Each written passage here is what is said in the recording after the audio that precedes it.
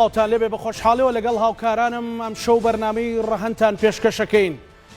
لە ئێستادا بەهۆی هاتنی وەرزی بەهار و وەرزی گەشتکردن گەشتیارێکی زۆر لە هەرێمی کوردستان و لە شار و شارۆچکەکان ڕوو دەکاتە ناوچە گەشتیاریەکان. ئەوەی جێگەی نیگەرانیە لە ئێستادا ئەوەیە کە لە کاتی گەشتکردندا بەشێک لە گەشتیاران لە ناوچە گەشتیاریەکانی هەرێمی کوردستاندا خۆڵ و خاشاکێکی زۆر یان پاشەڕۆیەکی زۆر لە دوای خۆیان جێهێڵن و ئەمە ژینگەی هەرێمی کوردستانی تا ڕادەیەکی زۆر ڕوبەڕووی مەترسی کردوتەوە. ئەم شەو لە ڕەهەندا پرسیارەکەین لەبارەی ئەوەی چۆن بتوانین هۆشیاری لای تاک بە تاچی هاوڵاتیانی هەرێمی کوردستان لە گەورە و بچووکەوە هەبێت بۆ ئەوەی ناوچە گەشتیاریەکانمان کە بەشێکی هەر زۆری ناوچەی گەشتیاری سروشتین ژینگەکانیان بپارێزرێت. واروەها دەستەی ژینگە لە هەرێمی کوردستان تەوسیاتی چیەوە ڕێنمایی چیەوە ئەیانەوێت چی بکەن و پارتە تایبەتمەندەکانی ژینگە لە هەرێمی کوردستان و چالاکوانان و خزمەتگوزارەکانی شارەوانیەکان تا چەند هیلاک و ماندووە بن و بە ڕێخستنی یان بە کۆکردنەوەی ئەو خۆڵ و خاشاکەی کە لە ڕۆژی گەشتکردندا لە گەشتیاران جێ ئەمێنێت. چەند گرنگە ئێمە بەقەت ماڵەکانمان بەقەت پاک و خاوێنی ماڵەکانمان ژینگەمان خۆش بێت. ئەمڕۆ لە تەواوی هەرێمی کوردستان و ناوچە گەشتیاریەکان گەشتیارێکی زۆر چۆتە ناوچە گەشتیاریەکان و بەداخەوە خۆڵ و خاشاکێکی زۆریش جێماوە کە ئەمە بۆ سبەی و ڕۆژانی تر ژینگەی هەرێمی کوردستان ناشیر نەکات. لە قەراخ نمونەیەکیان پێوتین کە هەندێک لەو خەڵکی کە ئاژەڵدارە دوایی کە چۆتە سەر ئەو خۆڵ و خاشاکە ئاژەڵەکانیش نەخۆشکەوتون سبەی شەر ئەو گۆشتەیە دێتەوە ناو بازار کەواتە فرە ڕەهەندە پرسی ژینگە. ئەگەر ئێمە ئەمڕۆ خۆڵ و خاشاک بەجێ بهێڵین و ژینگەکەمان پیسکەین ڕاستەوخۆ کاریگەرێ بێ لەسەر ژیانی خۆمان واتە زیانەکەی هەر بۆ خۆمانە بێ هەر ئەوە نیە تۆ جێهێڵیت و بڵێت من ڕۆژێکی تر ناس بەسەرەوە. ئێمە بەوردی لەسەر پرسی ژینگەوە لەسەر پرسی گرنگجیدان تەنانەت بەو ئاژەڵانەشی کە لە ناوچە گەشتیاریەکانن ئەم شەو گفتوگۆی لەبارەوەکەین بە میوانداری هەرێک لە بەڕێزان لە هەولێرەوە بەڕێز مامۆستا عەبدوڕەحمان سدیق سەرۆکی دەستەی ژینگەی هەرێمی کوردستان بۆ سوپاسەوە کە بەڕێزیان لەگەڵمان هەروەها لێرە لە ستۆدیۆکانمان بەڕێز ملکۆ بازیانی سەرۆکی پارتی سەوزی کوردستان سوپاس کاک ملکۆ هەروەها لە ستۆدیۆکانمان لە سلێمانی بەڕێز ئەندازیار نزار کەمال لە پرسراوی بەشی خزمەتگوزاری لە سەرۆکای شارەوانی سلێمانی هەروەها لە دەربەندی خانەوە بەڕێز سەروەر قەرەداخی چالاکوانی بواری ژینگەمان لەگەڵە بێت. بەرلەوەی من گفتوگۆکەم لەگەڵ مامۆستا عەبدوڕەحمان دەست پێ بکەم ئەمەوێ سەرنجتان ڕابکێشم بۆ ڕاپۆرتێک کە ئەمڕۆ لە قەزای ڕانی هاوکارمان توانە عومەر ئامادەی کردووە بزانین گەشتیاران چی ئەڵێن و چی جێماوە. بابێکەوە بینەری بین و ئەگەڕێنەوە بۆ گفتوگۆکانمان.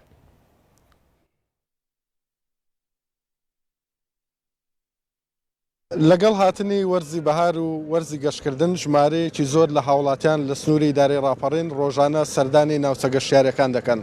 ئێمە دەمانەوێت لە نزیکەوە ڕای گەشتیاران وەربگرین لەسەر ژینگە پارێزی لەگەڵمان دابن لە نزیکەوە بۆ چوونی چەند هاوڵاتیەک چەند گەشتیارێک وەردەگرین بۆ ئەوی بزانین کە تا چەند گرنگە لە دوای خۆیانەوە ژینگە پارێزی بکەن و ئەو خۆڵ و خاشاک و پاژماوەی کە بەکاری دێنن لە شوێنەکانی خۆیاندا بەجێی نێڵن لەگەڵمان دابن. ئەوانی شەروەکو ئێمە هەروە جۆڕایال بن و ژینگە پارێز بن و بۆی شوێنەکەمان هەروە بە ئاسانی و بەخۆشی و بە کامەرانی بمێنێتەوە بۆ ڕۆژێک و دوو ڕۆژ و سێ ڕۆژمان نییە ئێمە بۆ هەموو ڕۆژێمانە مادام وەکو ماڵی خۆمان پاک و خاوێنی ڕادەگرین واجبی سەرشانی ئێمەیە کەوا ئێمەش لێرەکانە هەر پاک و خاوێن بین و پابند بیانەوە گرنگە پاک و خایانیە کاتێکەمە سەردانی ئێرەمان کرد پاک و خایانی بپارێزین بۆ نمونە ئەو شتە سەفەریانی کە پێمانە زۆربیان پلاستیکن کاتیان زۆر دەوێت بۆ شی ببنەوە لەگەڵ خۆماندا زەرفێک بێنین بۆیە کە دوایە کە بەکارمان هێنا شتەکان بخێنە ناو زەرفەکە و لە کۆتاییدا بە پاک و خایانی شوێنەکەمان بپارێزین. زۆر باشە شتێکی چاکە چونکە گەردێ ئێرە پیس بێ دەبێت پاچی بکەوە لە پێشدا چونکە ئەگەر توش بەجێ بێڵی ئاوا هەر ناکرێ لە پاش خۆتەمووی بە کۆکەوە لە زەرفێکیاوی فڕیدەی باشترە. بەڕاستی زۆر پێویستە هەر کەسێک گرنگی بە ژینگە نەدا گرنگی بە تەندروستی خۆی نادا چکە تەندروستی ئێمە وابەستەیە بە ژینگەمانەوە بەڕاستی ئەمن یعنی لە بەهارەوە دەیان پۆستم لەسەر ژینگە پارێزی ئەوانە کردووە ینی زۆر گرنگە کە هەمومان لە خۆمانەوە دەست پێ بکەین بە ژینگە پارێزی و لە دوای خۆمان هیچێک بەجێ نێڵین بۆ ئەوەی کەسێک کە دوای ئێمە هات بتوانێت لە شوێنەکە دابنیشێ و بتوانێت دڵی تۆزێک بە شوێنەکە بکرێتەوە. تا چەند گرنگە گەشتیاران لە دوای خۆیانەوە ژینگە پارێزی بکەن و خۆڵ و خاشاک بچێنێڵن. بەخێراتنە کەناڵەکەتان دەکەم زۆر گرنگە دوای خۆمان پاشماوەکان کۆ بکەینەوە بە جیان نەهێڵی ژینگە پارێزی. پامی تۆچیا وەڵا هیوادارم هاوڵاتیان وەکو چۆن ماڵەکانی خۆیان پاکڕادەگرن ژینگەژا پاکڕا بگرن. هیوادارم خەڵک ئەوە بتوانێت ژینگەکەی پاکڕا بگرێ چونکە زیانی بۆ خۆی هەیە ئەگە پاکی ڕانەگرێت بەس ئەگە پاکی ڕابگری هەم سوودی بۆ خۆتی هەم بۆ کۆمەڵگاشی. تا چەند گرنگە و گەشتیارانێک کە دێن بۆ ناوچە گەشتیارەکان گرنگی بە ژینگە پارێزی بدەن لە دوای خۆیانەوە خۆڵ و خاشاک بچێنێڵن. بەدڵنیایەوە پێویستە هەرێکێک لە هاوڵاتیان ژینگەکەمان بپارێزن هەردانەیەکیشیان پێویستە زوڵەکان لە لای خۆیانەوە کۆ بکەنەوە بۆەوەی شارەوانی زۆر هیلاک نەبێ و ژینگەی کوردستان بپارێزن. پێویستە وەک چۆن ئێمە ماڵی خۆمان دەپارێزین پێویستە ژینگەکەشمان بە ماڵی خۆمان بزانین و وەک چۆن ماڵمان پاکوخان ڕدەگرین دەبێت ژینگەکەشمان بۆ شوێ پاکوخان ڕابگرین چکە ژینگە ماڵی دومی ئێمە. وڵا پێویستە لەسەر هەر یەکەمان پاکخانی ژینگەکە پارازن چونکە هەرێک لە دوای ئێمە کێکی تر دێت ئێمەش هەرێک لە تاکانی کۆمەڵگا پاکخاوەنی کۆمەڵگا دەپارێزین. وڵا پێویستە لەسەر هەموو یەکەی هاوڵاتی لە دوای خۆمان چووکەم بۆ خۆمانە یعنی بۆ یەکەی هەر کەسێ بێ لێرە بێ ژینگە بۆ گشتە بۆ نییە تاکە کەسی نێیانی بۆ پێویستە لەسەر هەمومان پاکخاوەنی پارێزی. پاژماوەکان دوایی بۆ جاری دوم کە دێینەوە هەر بۆ خۆمان ناڕەحەت دەبین پێوەی دەبێت جارێکی ترخاوێنی کەینەوە فڕی دێینەوە هەر کەسە عیلەیە کە دێ حەق مەفروض زەرفێکی خۆی بێنێت و دوای پاژماوەی خۆی لەگە خۆی بێتەوە شوێنێک کە مەبەستێتی توان لێ فڕێ بدات. بەڕاستی گرنگە کە کاتێک کە خێزان دەزێت بۆ سەیرانگاکان پێویستە لە کاتێک دەچن بۆ سەیرانگاکان شوێنەکانی خۆیان بە پاکخانی ڕابگرن لەبەر ئەوەی هەم بۆ ژینگە باشە هەم بۆ ئەوی ژینگە پارێزان زۆماندوو نەبن لەبەرەوەی سەی دەکەن کە ژینگە پارێزان زۆ زۆماند دەبن تێدایە بە تەمەنە بە ساڵات چوە خەریکی خانەکردنەوەی بۆی پێویستە ئێمە هەموو کاتکە دەچین بۆ سەیرانگاکان بە پاکخانی شوێنەکە ڕابگرین و پیسبۆخلی نەکەین چونکە هەر ئێمە کە دەچین بۆ شوێنە کاتێک دەڕۆین بۆ ڕۆژێکی تر کەسێکی دێتە ئەو شوێنەکە بەناشینی بینێ دەڵێ کەسەکە بە شوێنەکەی بە پیسبۆخی بەجێشتووە. پێویستە ژینگە پارێزی بکەین چونکە تۆ کاتێک دەچیتە ئەو شوێنە پێویستە پاکخاوێنی دوایی کە دەڕۆی بەجێ بێڵی بۆ ژینگەکە پیس نەبێ هەم هەواکە پیس دەکە هەم شوێنەکە پیس دەکا و سیمای شوێنەکە تێک دەدا. لە نزیکەوە سەردانی ژمارەیەک لە گەشتیارانمان کرد لە سنووری قەزای ڕانیا ئەوان بۆ چوونیان وایە کە پێویستە گەشتیاران لە ناوچە گەشتیارەکان گرنگی بە ژینگە پارێزی بدەن و لە دوای خۆیانەوە هیچ خۆڵ و خاشاکێک بەجێ نەهێڵن. تەنها لە ماوەی 3 ڕۆژی جەژنی نەورۆزدا ژینگە پارێزانی شارەوانیەکانی سنووری ڕاپەڕین 200 تۆن خۆڵ و خاشاک و پاژماوەی گەشتیارانیان لەم ناوچە گەشتیارانە کۆ کردوتەوە. بۆیە گەشتیاران پێیان وایە کە پێویستە گرنگی بە ژینگە پارێزی بدرێت و ناوچە گەشتیارەکانیش بپارێزرێن. بەڵێ ئەمە راپۆرتێکی هاوکارمان توانە عومەر بوو سپاس بۆ بەڕێزیان بەڵام مامۆستا عەبدوڕەحمان بە هیوام گوێبیستی ئەو هاوڵاتیانە بوو بیت کە قسەیان کردووە سەرنجی کۆتا پەیامنێرمان توانە عومەر دەکەمە پرسیارێک بۆ بەڕێستان کە باز لەوە دەکات تەنها لە 2 ڕۆژی نەورۆزدا تەمان ڕۆژی سێم باران بوو 200 تۆن خۆڵ و خاشاک لە سنووری دارەی ڕاپەڕین شارەوانی پاشی کردوتەوە ینی ئەمە چیمان پێ دەڵێت؟ بەناوی خۆی بەخشندەی میهرەبان سڵاو بۆ بەڕێز کاکزانە و سڵاو بۆ میوانانی بەڕێز لە استودیۆ و لە دەرەوەی سووری. بەڕاستیدا مەسەلەی ژینگە وەکو لە سەرەتای راپۆرتەکە ئاماژەت پێ کرد مەسەلەیەکی فرەڕەهەندە هەر لەبەرەوەشە لە هەموو جیهاندا تا ڕادەیەک هەریم کوردستان و عێراقیشەوە کە دەڵێن ژینگە وەکو دەستەیەک یا وەزارەتێکی چاودێری و بەدبادات پێناسکردن لەبەرەوەی بەجێکردنەکەی دەکەوێتە ئەستۆی ئەنجومەنی پاراست و چاکردنی ژینگە کە پێک دێ لە نوێنەرانی 14 وەزارەت لە هەرێمی کوردستان لە عێراقیش پێک دێ لە 22 وەزارەت. مانای وایە لە ڕووی جێبەجێکردنەوە پێویستیمان بەوە هەیەکە هەماهەنگ بین لەگەڵ یەکە بۆ ئەنجامدانی کارەکانی ژینگە کە بەداخەوە لە هەرێمی کوردستاندا ژینگە خەریکە بێتە بەس پاشماوە و زبڵ و خاشاک و ئەو بابەتانە لە کاتێکا ئێمە کێشەی ئاومان هەیە سەرزەوی ژێرزەوی لە کاتێکا ئێمە کێشەی هەوامان هەیە پیسبوون بە هۆکارەکانی گواستنەوە بە ژماری دانیشتوان بە کارگەکان لە کاتێکا ئێمە پیسبوونی خاکمان هەیە بە مین بە مادەی پەینی کیمیاوی لە کاتێکا ئێمە ژاوەژاومان هەیە لە کاتێکا ئێمە مادە کیمیاویەکانمان هەیە لە کاتێکدا ئێمە مادەی تیشکاوەرمان هەیە لە کاتێکی تردا پیسبوونی هەستی بینینمان هەیە یعنی گرفتێک یەکدار زۆر گۆڕانکاری کەش و هەواکە بەرەوکی ئەم ناوچەیە گرتو و کاریگەری لەسەر پاران هەیە ئەمە پێمان دەڵێ هێشتا زۆر لە دواوەی لەگەڵ ئەوەی کە لە هەرێمی کوردستان لە ساڵی 1991 یەک ڕێکخراو کرد کە ناوی ڕێکخراوی کۆمەڵی کوردستانێکی سەوز بوو. لەو کاتەوە تا ئێستا لە فەرمانگە ڕێکخراوە ناحکومیەکان کۆی ژمارەی ڕێکخراوەکانی ژینگە پارێز بۆ بە 220. من پێم وایە لە ڕووی هۆشیاری کاری باش کراوە، یعنی تەنانەت ئەو بەرنامانەی کە هەیە دوان لە میوانەکانت کاک ملکۆ کاک سەروەر بەرنامەی هەیە، یعنی لە ڕووی هۆشیاریەوە ئیشی زۆر کراوە. ئێستا ئەم ساڵ تقریبا ڕێکخراوەکانی کۆمەڵگەی مەدەنیش بۆردەکانی ڕێکخراوەکان تەلەڤیزیۆنەکان سەتەلایت و کەناڵەکانی ڕادیۆ تیڤی جۆرێک لە ماندووبوونیان پێوە دیار بوو کە ئیدی دەڵێن ینی هۆشیاری تاکەی هۆشیاری چۆن کارەکات ئیدی لەمەودووە هەموو کەوتونەتە ئەو باسەیەوە ڕێگەچارەیەکی ینی ئەوکۆی بەڕێزت دێڵێت کەوات ئێستا کاتێوەیە دەرەنجامەکەی وەرگرینەوە ئەنجامەکەی وەرگرنەوە کە سەرقاڵیەوە بین کە هۆشیاری دروستکەین. ڕاستە کەواتە ئێمە هەمیشە گوتومە یعنی ئێمە دوو شتمان پێویستە، هۆشیاری و یاسا. بەو مانایی کە هۆشیاری هەمیشە پێویستمان پێبێ، هیچ کاتێک ناتوانین پێویستمان پێنەبێ. تەنانەت لە کارنامەی حکوومەتی هەریمیشا لە مادەیدا بۆ دەستەی ژینگە دوو ئەرکی سەرەکی داناوە، یەکێکیان کەلتوری ژینگە پارێزیە کە لە ڕێگەی هۆشیاریەوە دەکرێت، ئەوی دیکەشیان کەمکردنەوەی مەترسیەکانە. لەبەرەوە لێرە بۆمان دەرەکەوێ هۆشیاری بە بەردەوامی پێویستمانە، بەڵام هۆشیاری بۆ کەسی هۆشیارە لە ڕاستیدا، هۆشیاری بۆ ئەو کەسانەیە کە لە ڕاستیدا بە ئەرکێکی ئەخلاقی نیشتیمانی نەتەوەیی ئاینی ئینسانی تەماشای ژینگە دەکەن. خەڵک ئێستا ئەو راپۆرتەی پێشکەشتان کرد حەزمە کرد یەکێک ڕاستگۆ بۆ یابی و تاوەڵای من ژینگە پیسەکەم، چونکە لە ڕاستیدا لە نێو راپۆرتەکە هەمووی قسەی جوانەکە. ئەی باشە من ئەڵێم تەواوی خەڵکی گەشتیاران و سەیرانکارانت بدواندایە هەمویان ئەو قسە جوانیان دەکرد ئەی چێ ژینگە پیس دەکا دڵنیا بە هەرامانە و کەسانن یا بەشێکی زۆری ئەو کەسانن، بەڵام وەکو ئینشایەک خەڵک لەبەری کردووە ژینگە ماڵی دووەممانە پێویستە بیپارێزین. باشە ڕێکخراوەکانی کۆمەڵگەی مەدەنی ئەمساڵ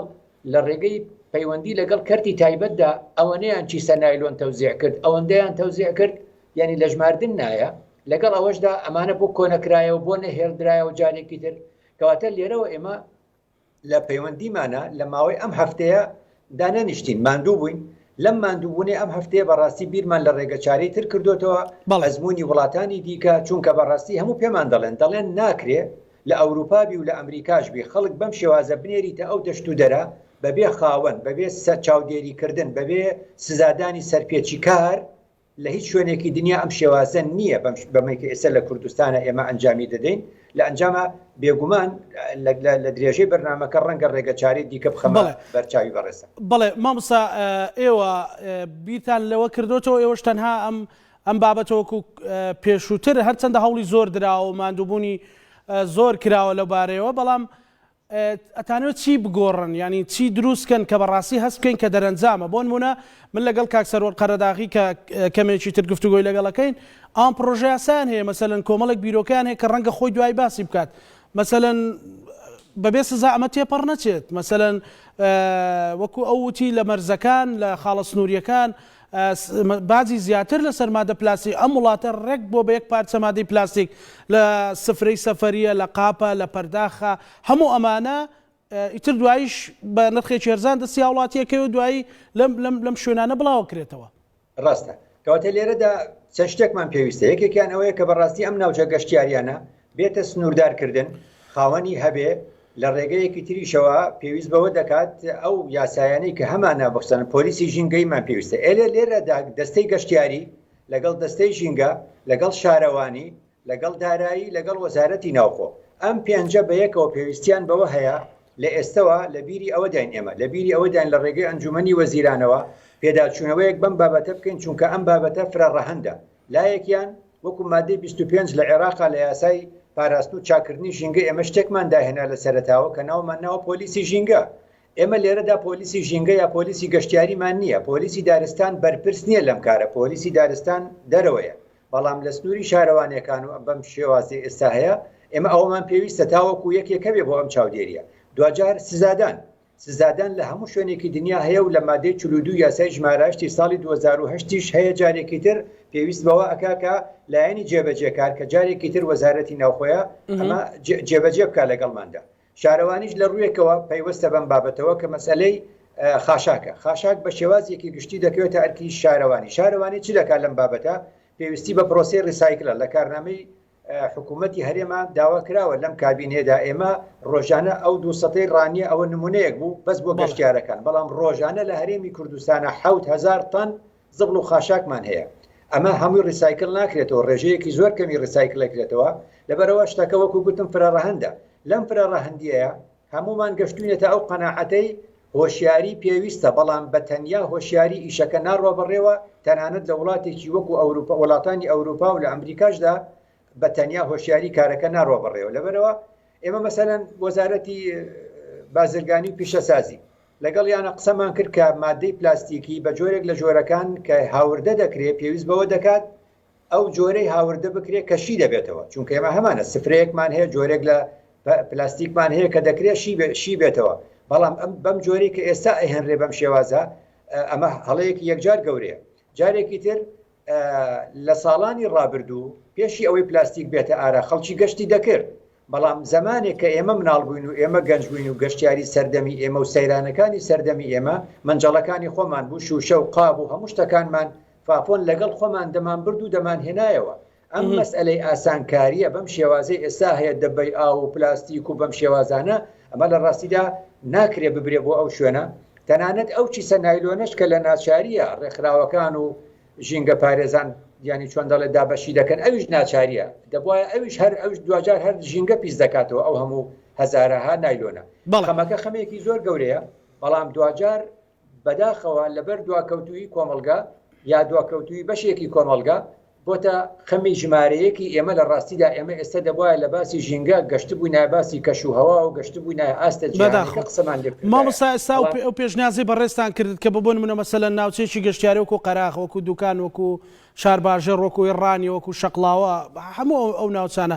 ینی بە جۆرێک لە جۆرەکان سنووردار بکرێت و خاوەندداریت لەنا حکوومەتەوە و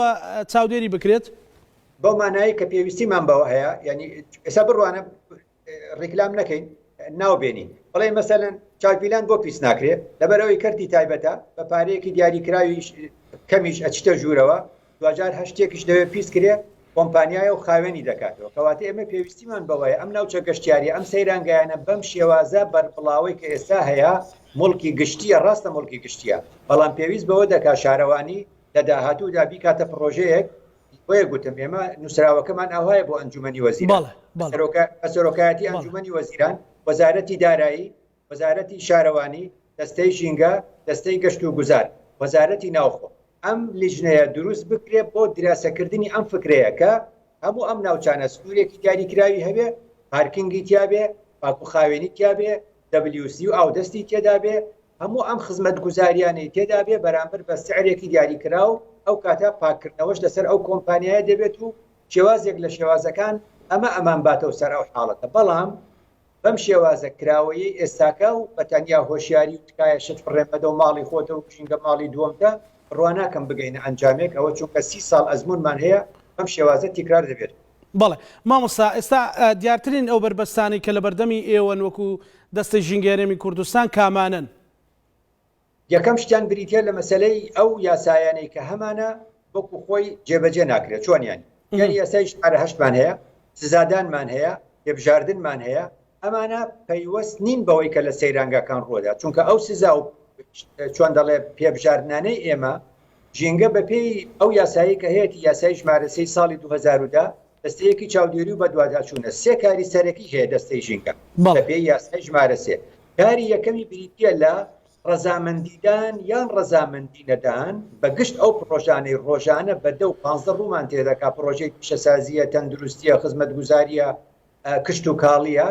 ئێمە ڕەزامەند دەبیت یا ڕەزامەند نابیت بە پێی ڕێنمایەکانی ژمارەیەکی ساڵی 2013 و ڕێنمایەکانی پەیوەست بە بابەتە جیاوازەکانی تایبەت بە یاساکەمان حاڵی دووەمە لە ئەنجومەنی پاراستن و چاپکردنی ژینگە کە مانگی جارێک یا 2 مانگ جارێک لەگەڵ تەواوی 14 وەزارەتەکە و دەستەکان بدەبینەوە و بە هەر یەک لەو وەزارەت دەستانە دەڵێن کە بە بەڕێوەرێکی پشتی بەشدارە بن لەگەڵمانە لەم مانگەدا ئەرکتان چی لەم مانگەدا ئەم فاوڵەتان کردووە لەم مانگەدا ئەم کارەتان نەکردووە لەم مانگەدا ئەم کارەتان کردووە دەستان خۆش باڵی سێم بریتە باڵی سێمی ژینگە بریتە لە هۆشیاری ژینگەی کەواتە ئەمەی ئێستا ڕوودەدا ناکەوێتە سنوورێک لە سنوورەکان کە پرۆژەیەک نەبووە تا ئێمە سزای خاوەنەکەی بێت. ئێمە ناتوانین سزای تاک بدەین، ناتوانین بە دوای تاکێکەوە بیت سزای بدەین. ئێمە پێبژاردنمان بۆ کۆمپانیا و بۆ کارگەکان هەیە، نەک بۆ تاکێک بە دوایەوە ڕاک دەبەر دەبێت خاوەنداریەکی بۆ دروستکەین. خاوەنداریمان بۆ دروستکە پرۆژەکە خاوەنی بۆ دروست بوو، ئەمەرجە ژینگەیەکان دروست دەبێت، ژینگەیەکان دروست بوو ئەو کات دەتوانین پێبژاردن بە خاوەنەکەی بکەین. ئەو کات خاوەنەکەشی چاودێری لەسەر هاوڵاتیان دروست دەکەن. بەڵێ مامۆستا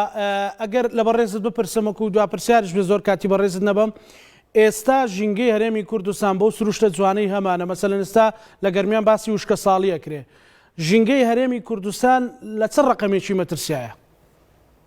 ئەتوانی بڵێ ژینگەی هەرێمی کوردستان بە شێوازێک لە شێوازەکان لە ڕووی پێکاتەکانیەوە ئەتوانین باسی بکەین. لە ڕووی پێکاتەکانی ئەتوانین بڵێن هێشتا مەترسیەکانی سەرخاکی کەمترە، مەترسیەکانی سەر ئاوی بە دەرەجەیەکی تر دێوەکو دووەم بە پلەی یەکەم مەترسیەکانی لەسەر هەوایە، هەوای هەرێمی کوردستان. لەبەر چی؟ لەبەر ئەوەی کە ئێمە لە هەرێمی کوردستاندا وێزگەکانی چۆن دەڵێ زیاتر لە 5-6,000 چۆن دەڵێ مۆلیدەی کارەبامان هەیە کە لە گەڕەکەکان جگەلەوەی ماڵەکان بۆ خۆیان مۆلیدەیان هەیە. ئەمە لە هیچ شوێنێکی دنیا نییە، کارەبا تەنها وێزگەکانی حکوومەتە لە دنیادا. ئەمە شتێکی زیاد کردو بۆ پیسبوونی هەوا. لە هەرێمی کوردستاندا لە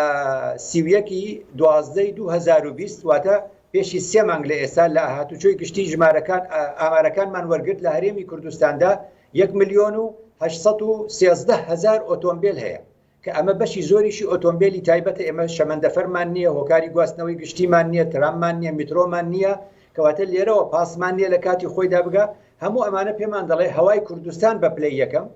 لە مەترسیدایە، ئەو جا ئاوی ئەو جا خاکی. بەڵێ زۆر سوپاس بۆ بەڕێز مامۆستا عەبدوڕەحمان سدیق سەرۆکی دەستەی ژینگەی هەرێمی کوردستان. سوپاس بۆ بەڕێستان کە لە هەولێرەوە لەگەڵ مامۆ. سوپاس مامۆستا. کاک ملکۆ، ئەم هەموو مەترسیانە هەیە، ئەبێت چی بکرێت؟ مەسەلەن تەنانەت لە ڕۆژی گەشتکردندا لەو ناوچە گەشتیاریانەی کە هەیە هاوڵاتیان زۆر نیگەران بوون لەوەی کە تەنانەت مەسەلەن پێداویستی خۆشیان شوێنێک نەکراوە، مەسەلەن تەوالێت نەکراوە، کۆمەڵێک شتی لەو بابەتە. ئێمە چۆن وا بکەین ئەمە بکەینە شۆڕشێک؟ سوپاس سڵاوڕێزمێ بۆ برای خۆشەویستم مامۆستا عەبدوڕەحمان سدیق، ئەو باش قسەی کرد لەسەرەوە بابەتە. ئەمە هەمووی ئەگەڕێتەوە بۆ بێپیلانی حکومەت. حکومەت ئەگەر وەکو مامۆستا باسی کرد، ئەگەر ئێمە ئەو ناوچە گەشتیاریانەی کەم بۆ نمونە دووکانە، مەسیفە، شارباژێرە، پێنجێنە، زاخۆیە، ئاکرێە، ئەم شوێنانە ئەگەر بێت و حکومان شوێنێ وای لێ بکا بیکا بەڕەسمی بە شوێنێکی گەشتیاری، هەم گەشتیار پارەی لێ وەرگێ، هەم لەو شوێنەیە ئەتوانی مەسەرەن زیاتر خزمەگوزاری بۆ گەشتیارەکان دابین بکەی. بەڵام ئەگەر ئەوەی وەکو کەرەنتینەکە حکومەت هەموو خەڵکەکەی کردە ژوورەوە، دواتریش هەر هەموو خەڵکەکەی هێنایە دەرەوە، بێ ئەوەی هۆکارەکە چی بێ کەس نەیزانی، هەتا خەڵکەکە تووشی ئەو ڤایرۆز و کۆرۆنایە بوو کە زۆرێک بەداخەوە بەو ڤایرۆزە مردن. یعنی ئەم گەشتیاری کە ئێستا ئێمە لە هەم هاوڵ نیشتیمانی خۆمان نیشتیمانی خۆمان کارڕۆن بۆ گەشت و سەیران، هەم دواتریش لە وڵاتانی دراوسێەوە کە گەشتار هێتە ئەم وڵاتەی ئێمە بەڕاستی هیچ بەرنامەیەک نییە کە بەرنامەش نەبوو ئەبێت چاوەڕوان بکەین کە ئەم وڵاتەی ئێمە ئەبێ بە زەبڵەخانەیەکی گەورە، چونکە ئێمە لە 2 ڕۆژاکە وەکو ئەو راپۆرتەی بەڕێستان لێ بەس بەڵێ لە بەس لە ئیدارەی راپەڕینە 7,000 تەن، ئەی لە دووکانە چەند هەزار تەن. یەکێ لەو مەترسیانەی کە ئێستا لەسەر ئاوی خواردنەوە هەیە، مەسەلەن ئەو گەشتیارە زۆرەی کە ڕووی کردووەتە دووکان، ئەو سەرچاوی خواردنەوەی ئاوی هاوڵاتیانی سلێمانیە. باشە بە هەزارتەواوی دەریاچەکان، مەسەلەن دەریاچەی بچووک لە سنووری ڕانیە، مەسەلەن لە سنووری زەی بادینان، مەسەلەن لە ڕووبارەکانی سنووری بادینان و لە قەراخ و لە شارباژێر و لە هەموو ئەوانە گەشتێت چۆت سەر ئاوەکەشەوە. گومانی تیان خۆمان لێ بووینە، تیممان لە هەموو شوێنەکانە ئێمە پێش ئەوە شەوەکەی ناردووە. یعنی باوەڕتان نەبێت کارەساتی وا لە هیچ وڵاتەکان نییە. یعنی ئێوارەی لێ هاتووە گەشتیار کە ڕۆیوەتەوە ڕێک زەبڵدانەکەی هەڵاوەتە ناو دەریاچەی دووکانەوە، لە زاخۆش و لە ڕانیش و لە هەموو شوێنەکانەوا بووە. یعنی بەداخەوە، یعنی ئێمە ئەگەر وا بڕوە ئێمە سەر ئەنجام لێی دەرناچین. ژینگە کەس ناناسێ، پیسبوونی ژینگە سنووری نییە. ڕاستەوخۆ تەندروستی هەیە بۆ سەر کاریگەری هاوڵاتیانی ئێمە ئێستا ئەوەتە هاوڵاتی ئێمە لەم وڵاتەیە یعنی خۆتان نەزانن چی وەستێکەیە وەستێکە گوزەرێ کە ینی بەڕاستی خەڵک بێتاقەت بووە بۆیە حکومت پێویستە یەکێک لەوانەکەی بێ من لەگەڵ ڕێزما بۆ زۆر قسەکانی بەڕێز مامۆستای عەبدوڕەحمان ینی ئێمە حکومت ئەگەر پلانی هەبێ بۆ لە وەزارەتی ژینگەوە ئەیکا بە دەستەی ژینگە مامۆسا ئەگەر ئەو کاتە سەرۆکی دەستەی ژینگە وایە یان وەزیری ژینگە وایە لە کۆبوونەوەکانی ئەنجومەنی وەزیران بەشداری پێکرایە لەوانەیە حاڵەتەکە بەم شێوەیە نەبوایە یعنی بەداخەوە کاکزانە ئەم وڵاتەی ئێمە ڕۆژ بە ڕۆژ خراپە بێت لە ڕووی ژینگەیەوە ئێمە دەمێکە ڕێکخراوە ژینگەیەکان پارتی سەوزی کوردستان هاوارەکەین کاکە ئەم ژینگەیە بە پاکی ڕاگیری هۆشیارەکە گەیشتووە هۆشیاری ئێمە وەشیاری ئێمە نەگەشتوتی هەش کەس قسەی کرد لەو راپۆرتەی ئێمەیە مەسەلەن هەمووی وتی ماڵی دووەمانەوە بێ پاک ڕایگرین و هەموو قسەکانیان وەکو ئێمە کاکە من خۆشەویستیم هەیە بۆ ئەو هاونیشتیمانیانە بەڕێزانێ یعنی بەڕاستی وەکو مامۆستاش باسی کرد ئەوایە یەکێ بیوتە منم بۆ کاری ژینگە پیس کرد منم ژینگەم پیس کرد منم زبڵەکەم لە دوای خۆم بەجێش باشە خۆ کەسێک لە ئەمریکاوە نەهاتووە ئەم حەوەزاتەنە چێ یعنی ئێمە یەکێک گەڵە ماڵی دووەممانە ماڵی ئەوەی کاکە وانە ئێمە ئەبێ بگەڕینەوە هۆکارێک هەیە لێرە ئەمە عیلاجەکەیە حکومت سەبەبی ڕئیسیە بۆ ئەم مەسەلەیە حکومت ئەبێ هاونیشتیمانی خۆی ئاشکاتەوە خەڵکی ئێمە لەم هەسارەیە لەم نیشتیمانە تۆراوە یعنی ئێمە دیراسەمان کردووە لەسەری ئێمە خەڵکمان بینیوە یعنی من چوومەتە لای جەمعێک دانیشتووە سڵاوم لێ کردوونەوتمە کاکە ئەم کاتتان خۆش وەستان چۆنە ژینگەکە چۆنانە یعنی وتی ئێمە ژینگە بەلامانەوە مەقسەد نییەوانە وتم کاکە ئەدەی باشە ژینگەیە با بپارێزی و نیشتیمانەم خاک و ئاوایە وتی ئەم خاک و نیشتیمانە بۆ تۆ من نامێ لەبەرەوەی میسە مانگە موچەکەم وایە مەسەرەن بەم شێوە بووە بەڵێ هاتووە ڕقی خۆی بە سروش دەڕژێ یعنی کابرا هاتووە بۆ سەیران بە چەکەوە هاتووە بەرازیەکە کوژێ یعنی ئەگەر ئەمە ئاسی وشیاری هاوڵاتی ئێمە لە بەرامبەر پاراسی ژینگە و سروشتا ئەوە بێ تۆ چۆن یانی تۆ ڕۆی بۆ گەشت و گوزار هەم بۆ مرتاحبوونی خۆت و هەم بۆ من پرسیاری ئەوە بکەم مەسەلەن ئەو بەڕێزیشت و مامۆستا عەبدوڕەحمانیش باسییان کرد کە ئێستا ڕەنگە خەڵک بڵێت کاکە هەر ئەو شوێنە گەشتیاریانەما بۆ پارەمان لێ بگرن ئەویش وەربگرن یان لە بەرامبەر چیە لە وڵاتانە ئەمە هەیە مەسەلەن چی پێ ڕێگە خرێمە ناکرێت پارەی لێوەرگی کاتێ تۆ پارە لە هاونیشتیمانی خۆت و وڵاتی خۆت وەرگری لەو شوێنە ئەبێ سەرجەمی هەموو پێویستیەکانی بۆ دابین کردی بێ بەڵام تۆ ئەگەر سیاجێکی بکەیت و لەوێ لە سیاجەکە بچێتە ژورۆ بڵێ 1000 دینار و من دوای لە بری ئەو 1000 دینارە من شوێنەکە پاکەکەمەوە ئەوە ئەسڵ نابێ ئەوە شتیوانیە بەڵام ئەبێ کەپری بۆ دابین کرێ ئەبێ WC بۆ دابین کرێ ئەبێ ئاوی بۆ ڕاکێشرێ ئەبێ کارەبای بۆ دابین کرێ ئەو کاتە هاونیشتیمانی پێشتی خۆشە خەڵک لەوانەیە ئەگەر 1000 دینار بدا 2000 دیناریشدا بەڵام بەداخەوە ئەمە لە ئینی حکومەتانە لە زەی بچووکەوە بگرە حتاکو ئەڕاتە نزیکی پردێ ئەوانە ئەوە شوێنێکی سیاحیە خەڵک ڕووی تێکردووە ئێ باشە بەس وەرە هەم مەترسی لەوەی کە ئەو کاتە کە هاوڵاتی ناچێت بۆ مەلەکردن ناخینکە دوای ئەوە بیکە بە کەپر خزمە گوزارەکانی بۆ دابینکە ئەو کاتە بە هەموو شێوەیە هاوڵاتی ئامادەیە زۆر باشە پارەی خۆی بدە بزانین مەسەلەن ئەرچی شارەوانیەکان چەند قورسە بەڕێز ئەندازیار نزار کەمال بەڕێستان کە لە پرسراوی بەشی خزمەت گوزاری مەسەلەن لە سنووری شارەوانی سلێمانی وەک نمونەیەک بۆ هەرێمی کوردستان دوو ڕۆژی نەورۆز بە نمونە وەربگرینەوە ئەم ڕۆژ ڕەنگە سبەی دەرەنجامەکەی دەرکەوێت مەسەلەن گەشتیارێکی زۆر بە خۆشحاڵیەوە لە ناوچە گەشتیارەکان بووە ئەرکەکانی ئێوە تا چەند قورس بووە تا چەند ئەوە تێبینی ئەکەن کە خەڵک هاوکاری ئێوە نییە بەشێک لە خەڵک هاوکاری ئێوە نییە بەڵێ سەرەتا بە خێراتنی میوانەکان و هاوڵاتیانی بەڕێز دەکەم بۆم دیدارە بەڕاستی ئەرچی ئێمە ئەرچێکی بەردەوام و ئەرچێکی قورسە کە لە سەرۆکایەتی شارەوانی سلێمانی ئێمە پێی هەڵەسین بە خۆشحاڵیەوە ئێمە بە ئەرچی خۆمان ێزانین بەڵام هاوڵاتیانی خۆشەویست داواکەم کە ئەرکی شارەوانی و ژینگە پارێزەکانی ئێمە کەمێک کەمکەنەوانێ بەوەی کە ئەو کیسەی نایلۆنەی کە لەگەڵ خۆتانە ئەیبەن و خواردن و خواردنەوەی تایە لەگەڵ خۆتانە هەمان کیسە ئەتوان بیخەنە پشتی سیارەکانتان و بیبنەوانێ بۆ حاوێک لە حاوەکانی ناو شاری سلێمانی یاخ و نزیک گەڕێکی خۆتان من لێرەوە ئەڵێم کە پاراستنی ژینگە ئەرچی هەمومانە ئەرکی بەتەنیا شارەوانی نییە ئەگەرچی ئێمە ژینگە پارێزەکانمان بە تایبەتی لە شوێنە گەشتیارەکانە ئێستا ئێمە لە ناو شاری سلێمانیا بەڕاستی دوو شوێنی گەشتیاری گرنگ کە بەدەستمانەوەیە سەر شاخی ئەزمەڕ و چیای گۆیژە و دەباشانە لەگەڵ دەوروبەری سێرانگەی سەرچنار. من حەزەکەم لێرەوە چەند تێبینیەک بڵێم کە بۆ ئەوەی بتوانین ڕوونکردنەوە بین لەسەر قسەکانی مامۆستا عەبدوڕەحمان و لەگەڵ ئەو میوانە بەڕێزەی خۆمان. ڕاستی دەوێت خەڵک تا ڕادەیەک هاوکارە، ئێمە ناتوانین بڵین کە خەڵک هیچ هاوکاری ئێمە نییە، بەڵام شێوازی ڕێخستنەکە بەڕاستی هەر بە هاوڵاتیان و بە شارەوانی ناکرێت. پێویستەکە دەسەڵات و یاسا هەبێ لەو شوێنانە کە ئێمە بتوانین ئیجراعاتی تەواوەتی بکەین بۆ ڕێخستنی ئەو شوێنانە. بۆ نمونە مەسەلەن من لەم دوایە بیستم کە قایمقامی قەزای مەڵبەندی سلێمانی بەتەمایە خاڵێکی چاودێری دانێ لەسەر چیای ئەزمەڕ بۆ چاودێریکردنی ئەو ناوچانە. ئێمە بە خۆشحاڵیەوە ئەگەر هاتو ئەوان ئەو خاڵیان دانا لەوێ ئێمە ژنوێنەری خۆمان وەکو شارەوانی ئەنێرین و هەروەها چاودێری ئەو شوێنانەکەین بۆ پاراستنی ژینگەکەی. بێگومان خەڵک زۆر جار گلەی ئەوە کاکە ئەڵێ حاوی لێنێ یا مەرافقی سەحی لێنێ، بەڵێ ڕاستە ئەم شتانە وەکو پێویست نییە، بەڵام ئێمە چەند هەڵمەتێکمان کردووە بۆ داپۆشینی ئەو کەم و کوڕیانە. بۆ نمونە لە پێش نەورۆزە توانیمان هەڵمەتێکی دانانی حاوی خۆڵ بکەین بۆ سەر چیای ئەزمەڕ و دەباشان و ڕێی دۆڵەمیران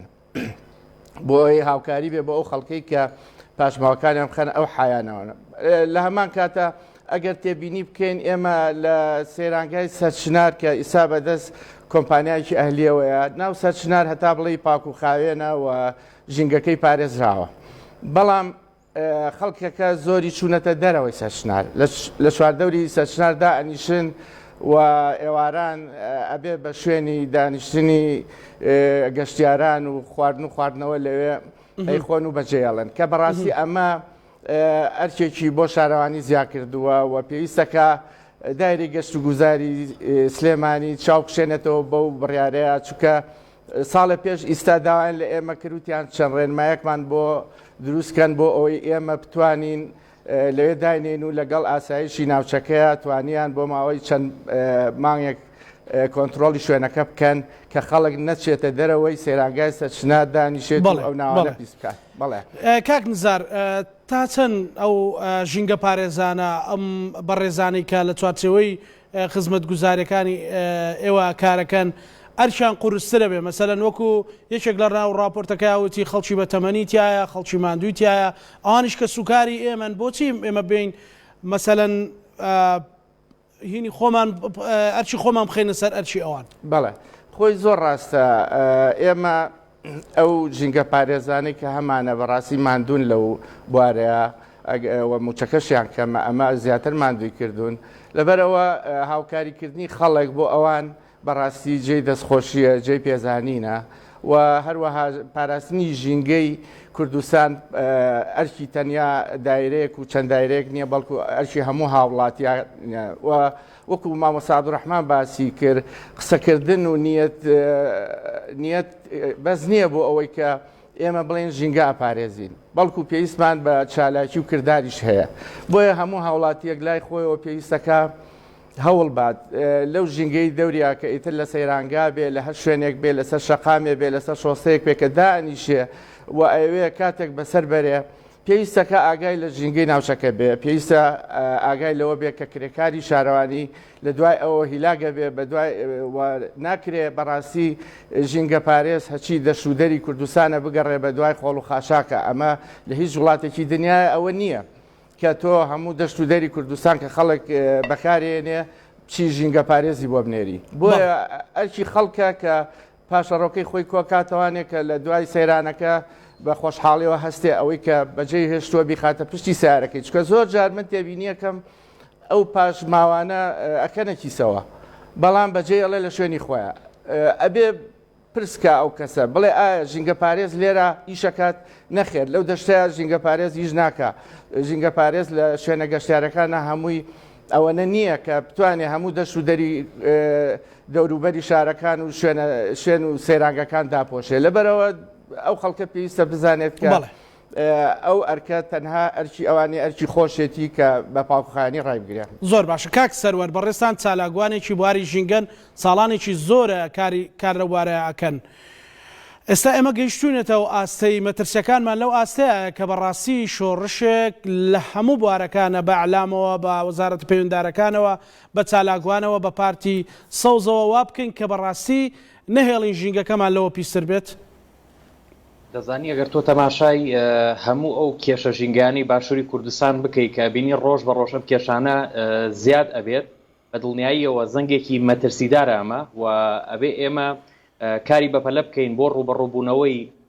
ئەو دۆخە نەخوازراوەی کە لە ئەمڕۆ و لە داهاتووشا خۆمان و نەوەکانی داهاتووشمان ڕوبەڕوویە بنەوە نەک تەنها مرۆڤ بەڵکوم تەواوی ئەو زیندەوەرانەشی کە لەناو ئەو ژینگەی ئێمەدا دەژین. هەر لەبەرەمە بە تایبەت لەسرم پرسی ناوچە گەشتیارەکان من جگە لەم 2 ساڵی ڕابردوو نەبێ بە شێوەی مەیدانی لە ناو ناوچە گەشتیارەکانە لەگەڵ چەندین تیم بوونمان هەبووە و پەیامی وەشاریمان داوە بە گەشتیارەکان و جیالەوە خۆمان بە بەرچاوی گەشتیارەکانەوە هەڵمەتی پاکردنەوەمان ئەنجامیاوە. بۆیە ئەوەی کە هەیە نەبوونی بەرپرسیارەتیەکە لای تاک تۆ پەیامە وەشارەکەی پێدەی بەڵام هەمان ئەو پەیامە وەشاری کە تۆ لەسەر کاغەزێک بۆ نووسیوە ئەو فڕێ ئەیات بۆ خۆی ئەبێتە هۆکارێک بۆ پیسکردنی ژینگە ئەو علاگەی کە بە هەمان شێوە زبڵەکەی تێ بەکارهێنێ ئەویش بە هەمان شێوە و پابەند نابن. بۆیە نەبوونی هەستی بەرپرسیارەتی لای تاکە ئەمەش ئەگەڕێتەوە بۆ ئەوەی کە ئێمە ژینگە پارێزییان پاراستنی ژینگە لە ناو خوێندنەکان لە ناو ناوەندەکانی خوێندنی ئێمە نییە وەکو وانەیەک ناخوێنرێت. بۆچی ئەبێت وەرزش لە ناو ناوەندەکانی خوێندنا بخوێنرێت هونەر هەبێت بەڵام ژینگەت نەبێت لە کاتێکدا بەبێ ژینگە تۆ ناتوانانی هونەر بکەی بەبێ ژینگە تۆ ناتوانانی وەرزش بکەی ژینگە یەکە خوارەکانی تریش 2 3 و دواترن. بۆیە یەکێک لە بوارە زۆر گرنگە سەرەکیەکان ئەوەیە کە ئێمە پێویستمان بەوە هەیە کە ژینگە بکەین بە پرۆگرامێک لە ناو ناوەندەکانی کاک سەروەر بڵێ کاک سەروەر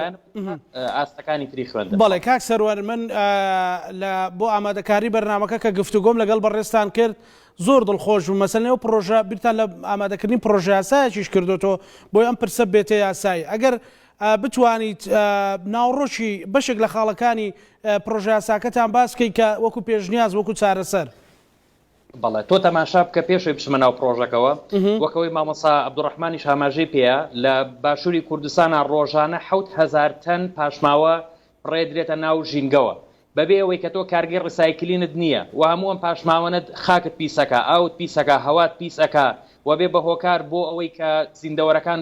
بەهۆیەوە بمرن. و من ئێستا بۆ خۆم لە شارێکە یعنی پێشتر لەم شارە دانیشتوم کە سەرچاوی ئاوی خواردنەوەی پاکیان نییە لە کاتێکا کە بەنداوێک لە تەنیشتیەوەیەتی ناتوانن بە هیچ جۆرێک سوود لە ئاوی پاک ببینن بەهۆی ئەوەی کە هەموو پاشماوی شاری سلێمانی هێنرێت لە تانجەرۆ دانرێت و کارگەکانی تر پاشەڕۆکانی خۆیان خەنە ناو لقی تانجەرۆ ڕاستە خودێتە ناو بەنداوی دەربەنی خانەوە. جا لەم پاشماوەش کە ڕۆژانە 7,000 تۆن پاشەڕۆ فڕێ ئەدرێتە ناو ژینگەوە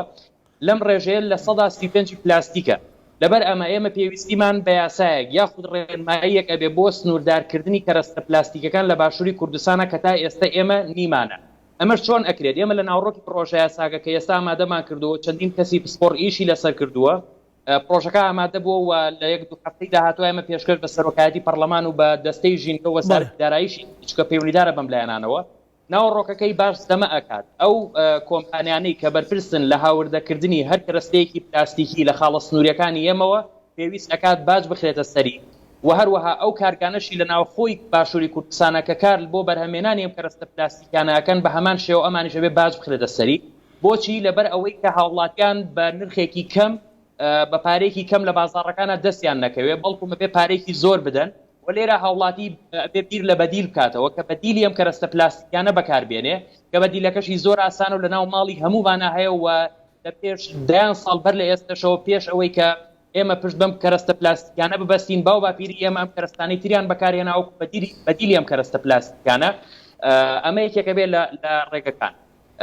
کە ئێمە ئیش لەسەر ئەم لایەنە ئەەکەین و هەروەها قەدەغەکردنی بەکارهێنانی کەرەستە پلاستیکەکان لە ناو چێشتخانەکان لە ناو کافریاکان و هەروەها لە ناو سەمونخانە و نانەواخانەکانیش بۆ هەموو ئەمانش بەدیل دانراوە و لە ڕووی تەندروستیەوە لە ڕووی ژینگەیەوە هەموو ئەم کەسانە پارێزبن کە بەکاری بێنن و هەروەها سزا لە ناو ئەم پرۆژەیە دانراوە کە سزای مادی تایە و دەستگیرکردنی تایە بۆ ئەو کەسانی کە سەرپێچی دەقەکانی ئەم پرۆژە یاسایەکەن. ئێمە بە هیوان کەمە بێت بە یاسایەک بۆ کوردستان و بتوانرێ پلاستیک لە باشووری کوردستانە سنووردار بکە و بەڕاستی شەگەر ئێمە بمانەوێت ژینگەی کوردستان بپارێزین تەنها و تەنها لە ڕێگەی پەروەردەی ژینگە و هەروەها لە ڕێگەی یاسای ژینگەیەوە ئەتوانین پارێزگاری لە ژینگەی کوردستان بکەین و سنوورداری ئەو مەترسیانە بکەین کە لە ئێستا و لە داهاتووە مەترسی بۆ خۆمان و بۆ نەوەکانی داهاتوومان دروستەکە. بەڵێ کاک سەروەرە گەڕێمەولات کاک بڵکۆ ینی باسی ئاژەڵانی شەکرێکە لە ناو ژینگەی هەرێمی کوردستانە هەن مەسەلەن کوشتنی بەرازێک ئەو ڕۆژی نەورۆز کە دەنگۆی زۆری بە دوای خۆیدایە بەڵام بەشێک لە وڵاتیانیش سەرنجیتریانە بۆ پێیان وا بوو کە ئەمە هەندێک لە ئاژەڵان ڕەنگە زیان بە مرۆڤەکان بگەێنن ئەمە چۆن چارەسەر بکرێت ینی وا بکرێت کە ئەم دوو بابەتە تێکەڵ نەکرێت ئەمەیە خۆ زۆر ئاسانە تۆ ئەگەر کاتێ حکوومەت بیلەوە کاتەوە یان دەستەی پاراستن و چاکردنی ژینگە یان شارەوانیەکان لەو شوێنەیە کە سروشتی گیان لەبەرانە کە ماڵی ئەوانە ئەتوانێ ڕێمنایی هەڵواسێ پێی بڵێ لێرە نزیک مەبەرەوە ئەمە شوێنی ئەوانە شوێنی تۆ نییە بەڵام بەداخەوە ئەم شتانە نەبێ و حاڵەتانەش ڕووەدا دوو ئەوەی کە ڕوویدا لە یەکەم ڕۆژی جەژنایەمە زۆر تەکسی زمان خستە سەر ئەو مەسەلەیە ئەو ئاژەڵە هیچ مەترسی نەبوو لەسەر گەشتیاران چونکە هێرشی نەبردووە بۆ سەر هیچ وڵاتیەک و دواتر ئەمان چوونەتە سروشت و بەڵێ چۆتە ماڵەکەی خۆی لە ماڵەکەی خۆیان تادایلەکە دوو کوشتیشی هەر بۆ زمانە باش کاک بڵکۆ ئێستا ئەوەی لا ئێوە هەیە مەترسیەکان چین لەسەر ژینگەی هەرێمی کوردستان مەترسەکە گەورە بووە ینی مەترسیێکی گەورەیە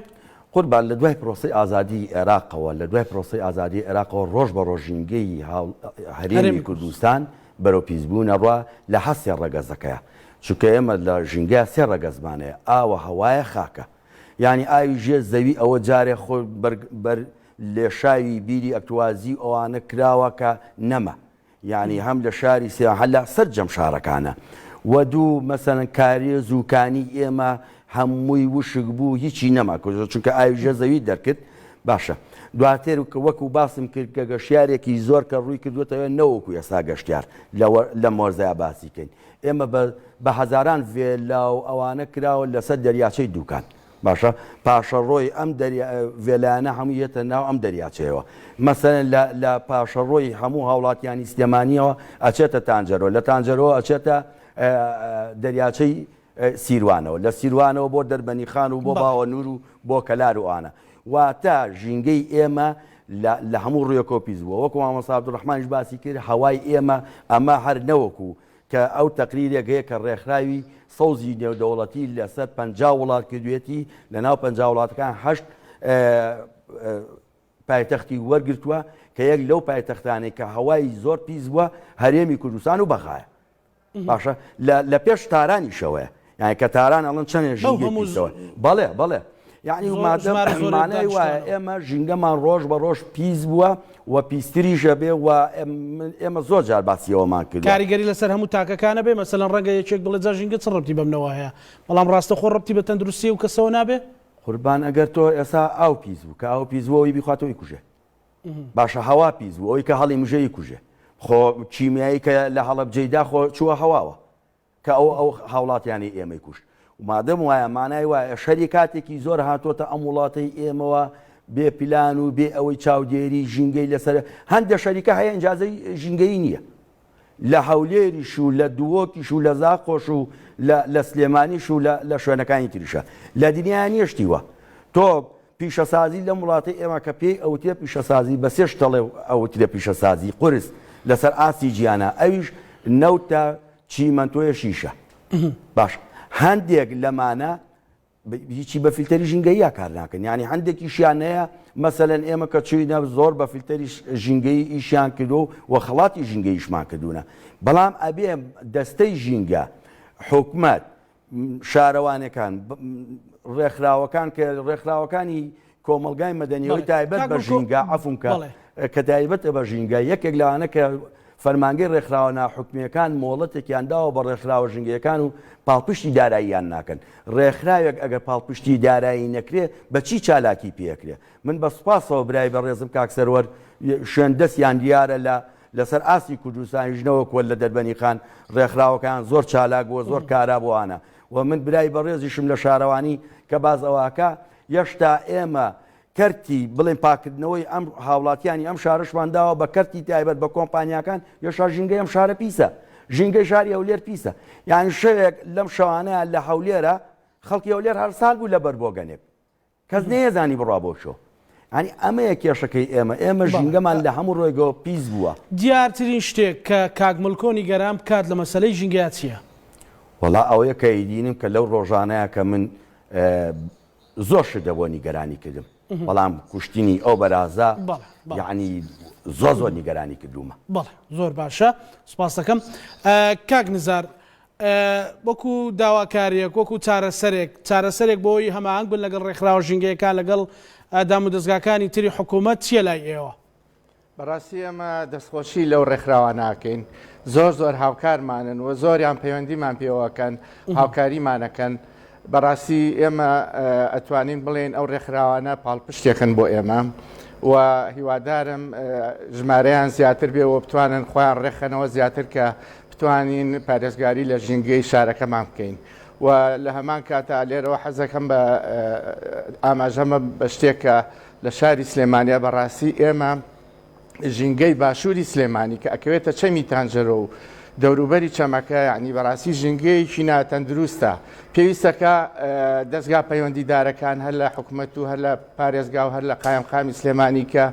ڕێخستنەوەیە بەو ناوچیا بکەین و ئەو چەمەش بکەین بە شوێنێکی گەشتیاری بەڕاستی لە دەوروبەری ئەو شوێنە چەندەها کارگەی ڕۆنی ڕیسایکڵمان هەیە کە ئەمانە کەس نایزانێ و ژینگەی ئەو ناوچەی پیس کردووە بۆیە لێرەوە بە فرسەتی ئەزانم کە ئێمە بیری دەستگا پەیوەندیدارەکان بێنینەوە کە ئەم کارگانە دوورخەنەوە لە شاری سلێمانی چونکە ئەمە لە داهاتووە بەڕاستی زەرەر و زیانێکی زۆر لە خاک و ئاوی ئەو ناوچەوەیە ئەیە. بەڵێ سوپاس کاک نزار. کاک سەروەر چارەسەرەکان بۆ ئێستا و بۆ درێژخایەن مەسەلەن پلانی کورتمەودا و درێژمەودا کامەیە لای بەڕێستان بۆی بتواندرێت لەمە زیاتر ژینگەی هەرێمی کوردستان پیس نەبێت. بەڵێ دیارە ئێمە شتێکە ینی بەڕاستی ئەمەم داوایە بۆ نمونەکەین ئەبێ داوای مەلەکیەکەین ینی داوا لە پەرلەمانەکەین داوا لە حکوومەتەکەین ینی حکوومەت بۆ خۆی بەشێکە لە هۆکار بۆ پیسکردن و بۆ تێکدان و شێواندنی ژینگەی کوردستان ئەو هەموو نەوتەی دەریەکات ئەو هەموو نەوتەی لە ڕێگەی تەنکەرەکانی گواستنەوەی نەوتەوە هەناردەیەکات کە ڕۆژانە بەشێک لەم تەنکەرانە وەرەگەڕن ئاو هاو خاکی کوردستان بۆ پیسەکە کارگەی ڕیسایکلینت نییە هاوردەکردنی ئەم هەموو ژمارە زۆرەی ئۆتۆمبیل و کۆی مامۆستاش ئاماژەی پێکردوە و هەموو کارگەی کە ئیشەکە بەبێەوە هیچ جۆرە باجێک بدات بە سندوقی ژینگە تۆ تەماشای سندوقی ژینگە بکە کە یەکێکە لەوانەی کە ئەبێ پاڵپشتی ڕێکخراوەکان بکات و هەروەها لە ڕێگەی و پرۆژەی ژینگەی لێ ئەنجام بدرێت بەڵام ئەم سندوقە بە مانایەک لە ماناکان بەتاڵە لە کاتێکا تو ئەم هەموو دەستدرێژێت هەیە بۆ سەر ژینگەی باشووری کوردستان بۆ ئێمە نەگەڕێمەوە بۆ ئەوەی ئەگەر ئێمە بمانەوێت تاکێکی ژینگە پارێزی بەرپرسیار دروست بکەین پێویستە کات بگەڕێنەوە بۆ باخچەی منداڵان بۆ قوتابخانەکان و ژینگە بکەین بە پرۆگرامێک لە ناو ناوەندەکانی خوێندنە ئەمەش وەکو چۆن ئەمڕۆ تۆ نەمامێک ئەڕۆێنی 20 ساڵی تر 30 ساڵی تر بەرهەمەکەیت پێدات بە هەمان شێوە بابەتی پەروەردەش بەم جۆرەیە تۆ دەرەنجامەکەی لە 15 ساڵی داهاتووە تۆ ئەیچنیتەوە و تاکێکی بەرپرسیارت بۆ دروست ئەبێت وەلایەنێکی تریش بابەتی ئەم یاسایانەیە یعنی تۆ تەماشا بکە لە سنووری هەولێر و دوهۆک هێزی پێشمەرگەی ژینگەت هەیە لە سلێمانی پۆلیسی دارستان و ژینگەت هەیە لە کاتێکە ئەم هێزانە پێویستەکە یەک بخرێن بە کورتی لە ساڵی 2013 یەکەم کۆنفرانسی ژینگە لەسەر ئاستی کوردستان بە ئامادەبوونی ئەو کات سەرۆکی حکوومەت کە بەڕێز نێچیروان بەرزانی بوو کە بەشداری تیا کرد ئەو کۆنفرانسە کۆمەڵێک ڕاستپاردەی هەبوو ئەگەر ڕاستپاردەکانی ئەو کۆنفرانسە لایەنی کەم لە 150 ڕاستپاردانەش جێبەجێ بکرێت بەشێکی زۆر لە کێشەکانی ژینگەی کوردستان لایەنی کەم سنووردارەکرێ و ئەوەشمان بیر نەچێت پاراستنی ژینگە بێ بخرێتە پێش گەشەپێدانی ژینگەوە ئێمە لە کوردستانە بە سەرژێری هاوکێشەکەشمان ئەسڵن تێکیاوە حکوومەت ڕێکخراوەکان هەمومان پێکەوە تێکمانیاوە گەشەپێدان ماخستۆتە پێش پاراستنەوە لە کاتێک ئەمە هەڵەیەوە هاوکێشەکەمان شێواندەوە بۆیە ئەبێ پاراستنی ژینگە بخرێتە پێش گەشەپێدانی ژینگەی کوردستانەوە بێ بە تەواوی کار لەسەر پاراستن بکەین و ئەگەر لەمڕۆ ئێمە کار ینی چۆنەڵی قۆڵی لێڵ نەماڵین و دەست پێ نەکەین بە دڵنیاییەوە نەوەکانی داهاتمان و بە دڵنیاییەوە تەواوی ئەو زیندەوەرانشی کە لە کوردستان و لە ناو ژینگەکان و سوتەکەمانە هەن ڕوبەڕووی مەرگ و لە ناوچوونە بنەوە. بەڵێ زۆر سوپاس بۆ بەڕێز سەروەر قەرەداغی چالاکوانی بواری ژینگەی سوپاس بۆ بەڕێز ئەندازیار نزار کەمال لە پرسرای بەشی خزمەتگوزاری لە سەرۆکاتی شارەوانی سلێمانی سوپاس بۆ بەڕێز ملکۆ بازیانی سەرۆکی پارتی سەوزی کوردستان سوپاس بۆ بەڕێستان بینەرانی خۆشەویست بە هیوای ئەوەین کە ئەم بەرنمەیە تەنها بەرنمەیەکی ڕاگوزەر نەبێ هەمومان لە ئاستی خۆمان پێداچوونەوەیەک بە کار و بەرنمەی خۆمان بکەین بە تایبەتی لە مۆرزەکە تا ئەگاتەوە زستان گەشتیار ئەبێت لە ناوچە گەشتیارەکان هەمومان بەڕاستەقینەی بە ماڵی خۆمانی بزانین و ئەو مەترسیانی میوانەکانم باسی کرد بە گرنگ و بە هەندوەری بگرین بۆی بتوانین وڵاتەکەمان ژینگەکەمان کە دڕدوایی ڕاستەوخۆ یەکسانە بە تەندروستی خۆمان بیپارێزین. ڕەهەند پێشکەشکرا تا بەرنامەی داهاتوو بەخواتان لەسپێرین.